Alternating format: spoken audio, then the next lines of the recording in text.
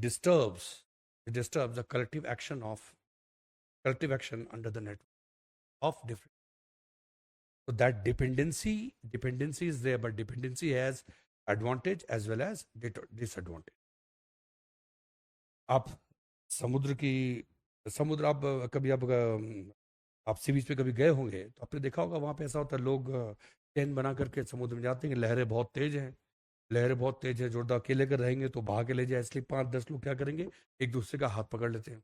लहरें बहुत तेज होती हैं, तो उसमें छोटी मोटी लहरें अगर आएँ तो आपको एडवांटेज दिखता है कि ठीक है, कोई भी अगर लड़खड़ाया तो बाकी लोग उससे पकड़ लेंगे। लेकिन और बहुत जोरदार लहर अगर आ जाए और आपस में हाथ में उन्होंने ढंग से एक दूसरे को नहीं पकड़ा है, तो एक दूसरे को ढंग से नहीं पकड़ा है, इसकी वजह से क्या हुआ कि एक दो को भी जोरदार चोट अगर लगी, भयंकर अगर अगर तो वो तो खुद गिरेगा और साथ साथ दूसरों को भी ले जाएगा। ग्लोबलाइजेशन आप देख, इकोनॉमिक एक मैट्रिक्स ऑफ इंटरडिपेंडेंसी है अमंग डिफरेंट इकोनॉमी, उसका बहुत सारा एडवांटेज भी है। You can avail of the benefit from one another, ठीक है, लेकिन नुकसान भी, अगर एक को सर्दी खांसी हुई उसके साथ जो जुड़े हैं वो भी गए। तो कई बार वो चेन जो आप बना के समुद्र में जा रहे हैं, उसका किसी सिचुएशन में उसका एडवांटेज भी है, लेकिन परिस्थिति बदलते देर नहीं लगती है कि ये चेन की वजह से ही जहाँ 2 लोगों को जाना था वहाँ 3 4 5 और पटक के सब गिर गए साथ में। ठीक है, एक दूसरे का हाथ पकड़ते समय नहीं मिला कि छुड़ा के भागे, इसकी वजह से भी जा सकते हैं। एक साथ इकट्ठे होकर चल रहे हैं तो कोई युद्ध जीत भी सकते हैं किसी जगह पे, और कई बार एक साथ इकट्ठे चले थे सारे सैनिक, इसलिए सब खत्म हो गए। ठीक है, तो कब साथ आना और एडवांटेजेस होगा, डिसएडवांटेज होगा।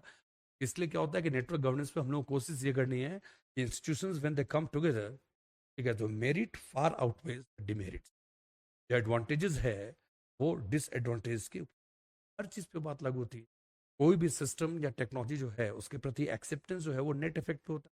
आईटी है तो आईटी के बहुत सारे प्रॉब्लम्स हैं, साइबर क्राइम फलाना ठिकाना कई तरह के प्रॉब्लम्स हैं आईटी के, लेकिन उसके एडवांटेज भी बहुत अधिक है। तब तक ये चलेगा जब तक मेरिट्स और एडवांटेजेस फार आउटवेज।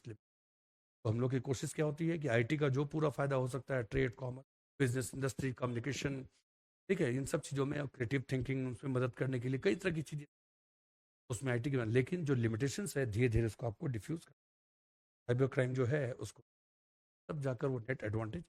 तो अभी तक ऐसा है, इसलिए हम सब मोबाइल लेके आईटी के बाद क्लियर है। नेटवर्क गवर्नेंस के साथ भी यही है, उसकी मेरिट्स हैं, डिमेरिट। नेटवर्क गवर्नेंस बहुत ही बेनिफिशियल होगा अगर आपकी coordination, if you have very effective ways, means and mechanism for communication and coordination. If you lack that means and mechanism, then it may become a chaos. Final productivity कुछ नहीं, आपस में lack of institutional and policy coordination lead to unending series of conflict and friction. Organizations may be together and may not be together.